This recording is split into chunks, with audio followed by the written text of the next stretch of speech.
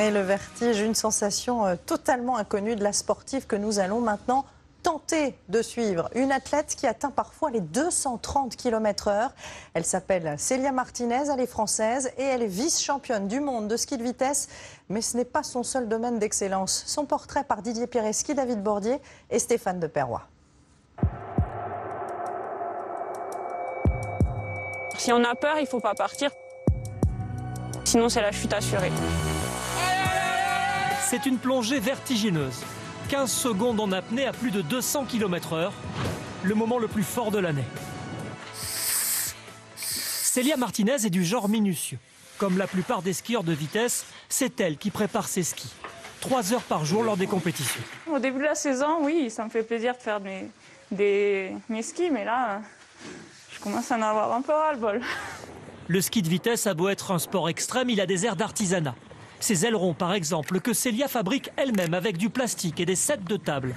Malgré quelques sponsors, elle ne gagne pas d'argent dans sa discipline.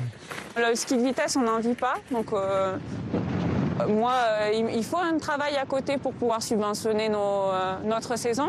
La passion apparaît dès l'enfance, quand pour la première fois, elle dépasse les 100 km/h. J'avais 8 ans, j'avais fait 104 km/h ici à Vars et j'étais ravie. Puis les records s'enchaînent. 150 km/h à 14 ans. À 23 ans, 200 km/h pour atteindre 233 l'an dernier. Si suivre Célia sur la neige est impossible, c'est aussi très difficile dans son travail. Eh bien, venez, je vais vous faire visiter mon univers professionnel. Ici aussi, la championne vise la performance. Elle est ingénieure numéricien chez Michelin, secret industriel à chaque étage. Là, par contre, vous ne pouvez plus me suivre. Nous la retrouvons plus tard avec son équipe. Célia modélise des pneus pour les tester virtuellement sur ordinateur. Elle est aussi motivée qu'en compétition.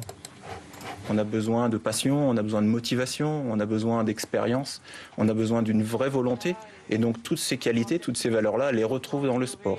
Elle le puise dans le sport et elle l'amène vraiment chez nous. Pour moi, c'est un vrai équilibre de faire du sport et de mener ma vie professionnelle. Enfin, depuis toute petite, en fait, j'ai toujours fait allier sport et études, maintenant sport et travail, donc je ne pourrais pas faire l'un sans l'autre. Son entreprise la soutient en ajoutant une subvention à son salaire pour la voir un jour atteindre son objectif, battre le record du monde à plus de 247 km/h. Voilà maintenant la preuve qu'on peut faire de grandes choses avec